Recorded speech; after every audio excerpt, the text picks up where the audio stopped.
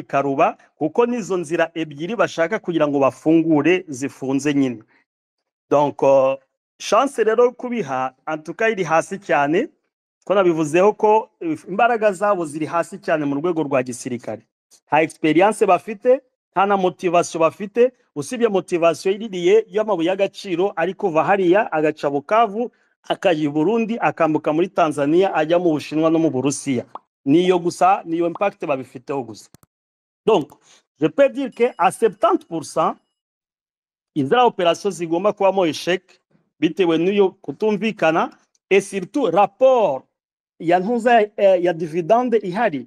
Abasirikari baza umusirikari uri guhembwa amadolari 90 akaba ari kurwana n'umurundi uri guhembwa ibihumbi 5 by'amadolari. Kana FRDC irabizi abi bisoto zo kufa na biso pamba bapaya oyo bangunde bazome mambongo nyoso alors que bisoto zo kufa. Ngo abasirikari b'intuza bari ku abasirikari b'abarundi bari guhembwa amafaranga menshi, aba mercenaires bari guhembwa amafaranga menshi, habari kugeza mu bihumbi 10. Alors que bo bari kupfira hara muri kakatindo barakomeretse ntibavurwa, iyo upfuye bamushingura mu isashe, ngira ngo mwarabibonye ukuntu babashingura mu masashe y'umukara. Alors motivation nabo batangiye kubona ko bagomba kuba icyo bita mettre les bateaux dans les roues. Yaba bazalendo yaba na FRDC bashaka ko bara type nabo échec bagira échec none amafaranga babonaga bekongera kuyabona. Iyo ntambara nayo irahari, hari au niveau social imishahara idahuye. Ibaze kujya kurwana wabanye $80 undi yabonye 5000. Umva ni kibazo gikomeye cyane. Ce qui fait que opération zabo kuziha chance ya réussite ntabwo nayiha 20%, donc à 80%, 70 à 80 ni échec. Gusobanura ziriya nzira zifunzwe au niveau ya axe ya Rucuru, donc à partir ya Kibumba harafunzwe, ni M23 iha control. Iyo ligne yafashaga iki muri Goma? Niyo ligne ivamo amakara, niyo ligne ivamo ibihahirwa byose biva bya première nécessité bivi Bugande, kuva kuri Kirdan, amazi, umunyu, petrole, karabira yose ni hariya yacaga.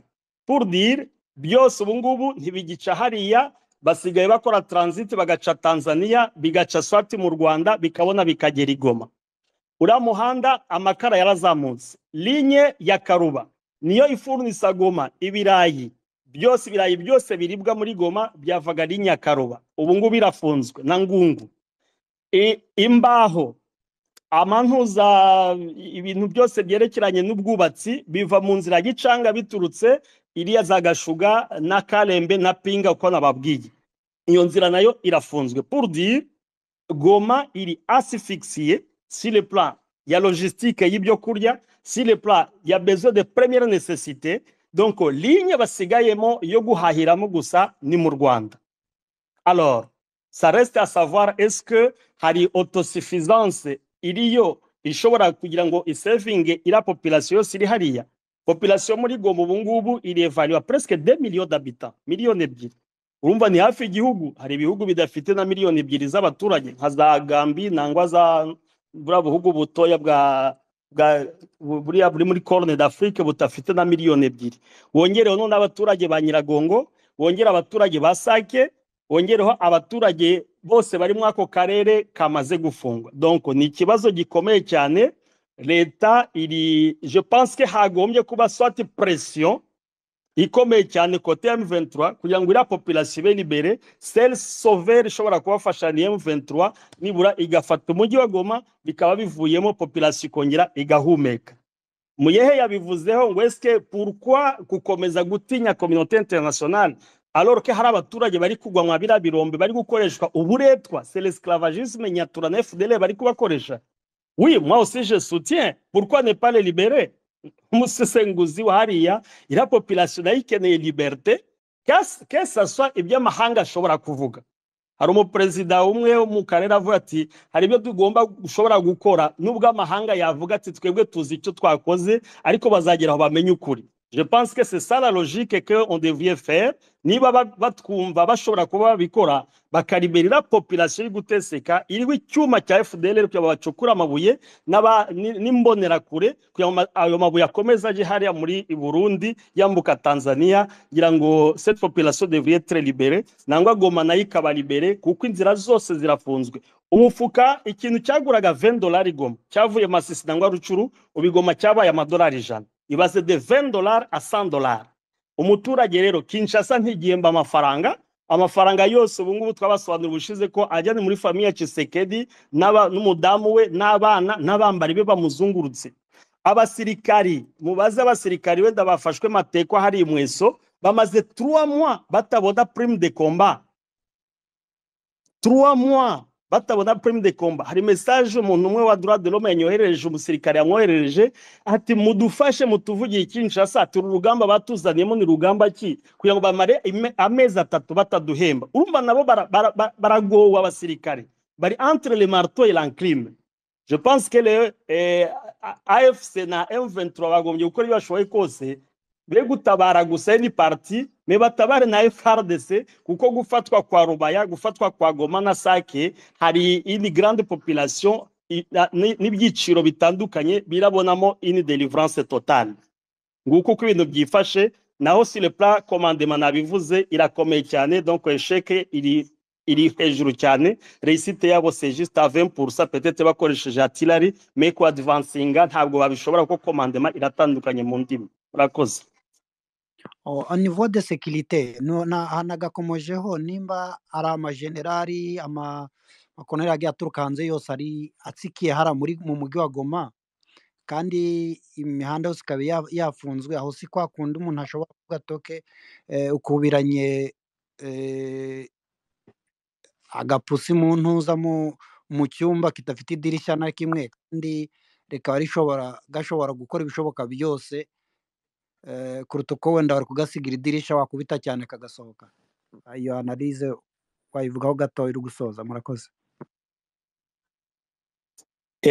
Inzira basigaranye ni y'amazi basigaranye niyo kuhungira mu Rwanda nizo nzira basigaranye gusa naho answa inzira yo kujya Bukavu ntabwo biri favorable tena kuri FRDC après prise ya ziriya eneo za hafi ya muremure ntabwo biboroheye ngira ngo inzira basigaranye niyo gusaba ubuhungiro mu Rwanda gusa nangwa bagaca mu mazi ariko sinizera ko n'amato ashobora kubambutsa kugerayo cyane ko n'amazi bari kuyakontrolinga bahagaze kuri la misozi gana za hejuru za muremure. I think uri muremure ureba mu kiyaga neza hose ubu ureba kiyaga cya Kivu cyose uko amato ari kugenda. Nuvuga ngo idirisha basigaranye rero ni iryo mu Rwanda. Ni iryo mu Rwanda basigaranye gusa.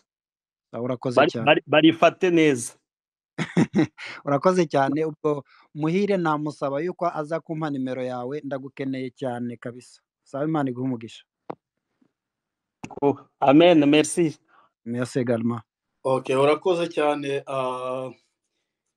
bwana MJ Oxygene kumusobanurira ni byiza. Ndagira ngo mbwire abantu neza ko uyu nawe ari umwe mu barwanashyaka dufite kandi nta kibazo cye nawe ni umwe mu bahagurutse baravuga bati reka nanjye nshyigikira ubwoko nindangiza ndwana ishyaka. Rero Minister asigaranye iminota nka 20 ko hari inama mfite sinzi niba bakwihutisha ari ibibazo nangwa ibindi bakabyandika mukabisoma tukabisubiza bwangu. Ngira ngo hari inama mfite Hamza yari yazamuye kuva kare. Yego niwe nari ngiye gukurikizaho. Okay, yafata ijambo. Turase ku ntego kugira ngo tubone nibura ibibazo nka bingahe asigaye tubone n'akandi kazi ko turi bugakore mu nshingano dufite. Okay, murakoze kumpa ijambo. Nashaka kubashimira abateguye iyi space, nkashaka no gushimira cyane bimwe mvuye ku mutima Top Congo ari na Oxygene. Maze kumukurikira mu space arenga nka 3 ngahe ariko naramwigiye ko ibintu byinshi cyane nashaka kabisa mu mumpera amashi kandi nashaka no kunamusaba ko igikorwa akora ntigiherere hano arabe kungene yoja ku mateleviziyo nka araba ukungene yoshika nko ku mateleviziyo y'abafaransa cyangwa niki, nubwo Tshisekedi yatanze amafaranga ya lobbying cyane hariya, ariko message n'inyigisho ziwe no gusobanura ikibazo cyo muri Congo zishike kure. Nibyaba bidashobotse bafungure radio ya M23 ishobore gutransmita izi nyigisho ziwe, kuko si twebwe gusa tuzikeneye, abantu benshi barazikeneye muri kajya karere kesaso abarundi cyangwa abanyarwanda, meme aussi n'abatanzania, by'umwihariko n'abakongomani. So izi nyigisho zirafise akamaro kanini cyane kuri twese kugira dusobanukirwe ibibazo biri kubera hariya. Cyo cyari cyambere nashaka kumushimira. So ikindi rero naje nashaka kugira ico nterereye tumwunganire, kuko byinshi arabidusobanurira, hariho natwe byinshi tuba dusanzwe tuzi tubona, mugabo tutaba dushoboye kubisobanurira abandi neza kugira babashe kubyumva. Intsinzi za M23 si imwe, si zibiri cyangwa si zitatu. Intsinzi ya mbere niyo kuba barabashije kugondoza Tshisekedi mwenyewe en personne, akubahuka akavuga ati Rucuro na Masisi ntibindaba, kuko nta matora yabayeho. Urumva deja yaratanze imihoho, hama na M23 bokagira inka nabo batangwe gushiraho ubutegetsi n'ubuyobozi bwo kurongora ako karere, kandi bakabandanya bagura. Ikindi nashaka kuvuga mu bijanye na defense na sécurité, mu bantu twakurikiye intambara nyinshi zo mu karere, habiza NRA, iza FPR n'izi ziriko zirabera muri Congo, nta muntu yishwe ko ari umugeneral yakoze igisoda, yize igisoda, bashobora kumuha mission yo kuza kugwanya M23 muri kajya karere M23 imaze gukatinga off, bakaba bagusigiye amazi inyuma yawe. Ni obstacle nini cyane ikomeye, udashobora kuwithdrawinga ingabo zawe ntaho wazicisha mu mazi. Ahantu hamwe bavuga ngo boca ni mu Rwanda naho, kandi mu Rwanda naho bavuga ati niwe mwansi wundi azokurikira. Mwarumvise ujya mu komanda wo muri Congo wa muri Tanzania ashitse, yaraje bamubajije ku kibazo umwansi bafise, aravuga ati umwansi wa mbere ni M23, uwundi mwansi nawe tuzomubabwira uwari we. Aha rero abantu bose ntawo baza ko papa ari umukristo kandi ari nawe mukuru w'abakristo. Urumva ko umwansi azokurikiraho n'u Rwanda, ni nka wundi bashaka kubaza ngo amata yera, ntawo baza ko amata yera kandi asanzwe yera. So umwansi azokurikiraho n'u Rwanda. Rero u Rwanda ntibashobora kuruhungiramwo, nago ni umwansi kuri bo. Hama handi hose M23 yarahakatinze off, bazokwivanamwo bagire nta sindavyumva biransiga, sinuva uwo mugeneral bashobora kuguha ko kazi akaka-accepta akaza ngo aje shogomanga n'ingabo ziwe ngo aje hariya kubuhoza kariya karere. Ntibishoboka, naho bintera mu rushinge sinshobora kuvyumva, n'undi muntu ari we wese atari no musoda arashobora kubisobanukirwa, kuko barabazungurutse ahantu hose. Hama hari umuntu ariko aravuga ngo ibijanye na commanding zire en parallel ntizibaho, kuko buriya neva buriya ntiyabikora, nubwo uvuze ngo nta mujenerali wabikora, ariko neva buriya we ntiyabikora koko. Oya, iyo tuvuze igisoda jereka kuvuga igisoda cyo mu Burundi, abo muzi ko abagenerali mu Burundi n'abantu bahawe ubugenerali n'umuntu yahora ari umu agronome yitwa Hussein Rajab. So rero umuntu yari asanzwe arobanura imbuto zo guteragira mu mirima, si we yo kugira ngo wowe generale ngo nawe ucuhagarara ngaho imbere y'abantu ngo wiyite ko uri umugenerali.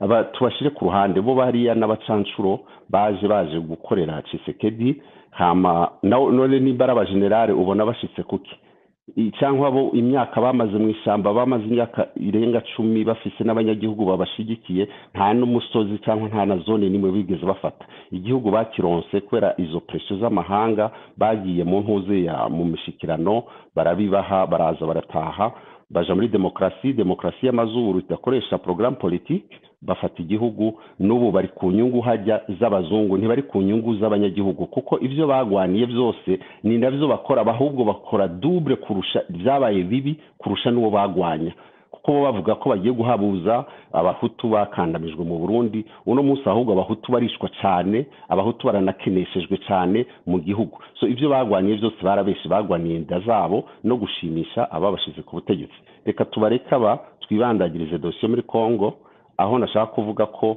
Goma iri cut off, nta withdraw nimwe bafise. Hama uwariko aravuga ibijanye na commanding ziri en parallel ku rugamba, ntizishoboka kuko urugamba rwose ruba rugizwe na communication, rukagira na coordination, rukagira na assistance ya ravitaillement cyangwa assistance médicale. So ibi bintu kwibajya abantu urinda gutanga commanding, ukarinda gutumaho umu interprete nawe akazobishikiriza umukamanda ari kuri tere, birafata umwanya kandi n'ibintu ku rugamba hajya babashaka ama reaction ari immediate according ni uko mwansaba guteye niki. So message imaze guca mu bantu babiri batatu ntigenda ngo izoshike nkuko we wayitanze, iba yamaze gutakaza cyangwa uwayishikiriye nawe hari igihe yongerezamwe ibirungo agashiramwe umunyu cyangwa akagabanyamo igitunguru ugasanga yabaye iyindi. So rero nta mahigwe nta SADC cyangwa ingabo z'u Burundi gutsinda ijya ntambara yo muri Congo. Bari hariya ku maintere ntuze yabisobanuye Top Congo. Abantu benshi bahora bibaza kubera iki Goma idafatwa. Urumva ugiye mu ntambara yo gufata Goma uzoba wikwegeye izindi ntambara z'amahanga z'amakungu zitari necessaire kandi zitari priorité mu rugamba uri kuragwana. Ico M23 yagwanye kwari ukwereka amakungu yuko idakeneye ivyo bintu by'amabuye y'agaciro, igwanira cause iri juste kandi iri valable. Barabishitse ko byaragaragaye muri East Africa Community igihe iza bakemera bagaseda amateritware yabo bakayahereza East Africa Community, nubwo muri East Africa Community harimo abandi baje bafise intego zibiri, bamwe baje gufasha n'abandi baje gufasha umwansi. Uzaniye nyina baje kubangurukanya amemta ukinjira kuja gukorana n'abariko baragwana. Byarapfuye barayinaniza, irasohoka neza, isohoka nta nduru zibayeho. Mugabo M23 ibiganyije amanota mu makungu. Abantu bose bariko bariga ikibazo ca Kongo baravuga ati uyu si umuteroriste. Nta muteroriste ushobora kubwira ngo asede amateritware yagwaniye hagapfira abana akayasakrifia kuba ikibazo cyo kwicara hasi tukaganira tugashaka solution bijanye n'amahoro. Ariko M23 barabikoze kandi byabahaye amanota menshi meza cyane mu makungu. Nta nahamwe uzokumva bariko baravuga ko ari abateroriste. Ico rero nashaka kubereka abariko baravuga ko hari uwavuze ngo ikijanye no kubera iki badafata hariya za Rubaya batagira ikindi. Hariya Rubaya ntibikenewe. Yego abaturage bariko baramera nabi, ariko ajya amabuye bariko barayacukura bafise inzira bayatwaramo. Iyi nzira bayatwaramo kugira zizogere hanze. M23 yo iri kwirafunga iyi mihanda bakoresha batwaye aya mabuye. Ejo rero ntimuze mutangare, M23 isizeho itangazo rivuga riti akarere ka Goma ikirabo espace aérienne nta wundi muntu numwe ashobora kandi kwikoresha atabanje kutubaza, atabanje kudusaba ikibari. Ubu hazobaho aho mubona n'aba bahaye Tshisekedi bakorana Tshisekedi basinya amakontra bamushira ku ruhande bakaza kurondera M23 bakayibaza ati uwo mbabarira indege yanje ikarengana. So South Africa nibiri hajya kuri Tereza abashinwa n'abarusiya, ntimuze mutangare nayo itanguye kunegosia kuri M23 ibabwira ati nego turavyemeye ni muturekere inzira yacu ariko ku kiguzi runaka. Ibi byose birashoboka. Intsinzi za M23 tozo Amza kuko asigaye Okay, reka ngarukirize ngaho, ariko murakoze kuba mwampaye ijambo. Nari ngerageje kunganira naje Top Kivu Oxygen kuvya